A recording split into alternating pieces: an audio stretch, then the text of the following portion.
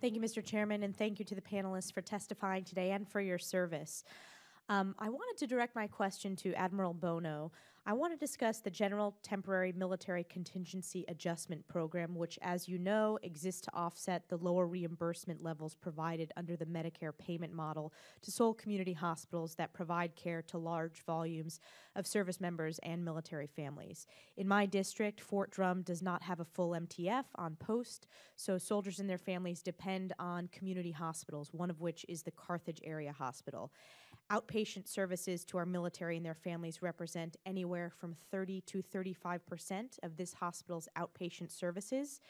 And unfortunately, Carthage is still being reimbursed at the Medicare levels. And although they have applied, they have not received relief from the General Temporary Military Contingency Adjustment Program.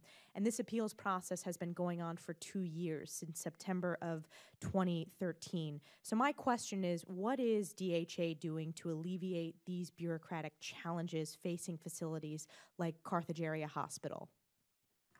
Thank you for the opportunity. I'll confess that something like that is something I'm still getting a better understanding. But your broader question about what DHA is doing to address some of these bureaucratic or these administrative challenges is something that I'm taking into real strong consideration as we're going forward in the modernization of our healthcare plan. In looking and in arriving at the DHA, one of the first things that I realized is that many times we have policies or operations in place that need to be brought into a more modern approach, to be a little bit more agile and to look at some of the processes we're doing. This was particularly evident with some of our referral management operations and our processes there. So I'd like to take that for the record and look at it a little bit more closely so that I can better understand where the opportunities are. But I share your concern on that administratively part of what I feel my responsibility to do is to make sure that the DHA is looking at our administrative processes and streamlining them to the best of our ability. Great, I appreciate that, and I look forward to working with you to alleviate those bureaucratic challenges.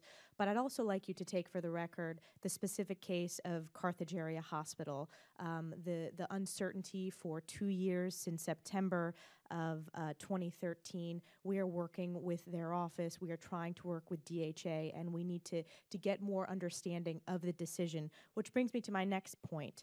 What actions have been taken to ensure that these reimbursement levels are determined in a transparent manner, so bringing more transparency to the decision-making process? Have you put any thought into that from your position? I have, as a matter of fact, and I realize that being able to be more transparent is helpful to everybody.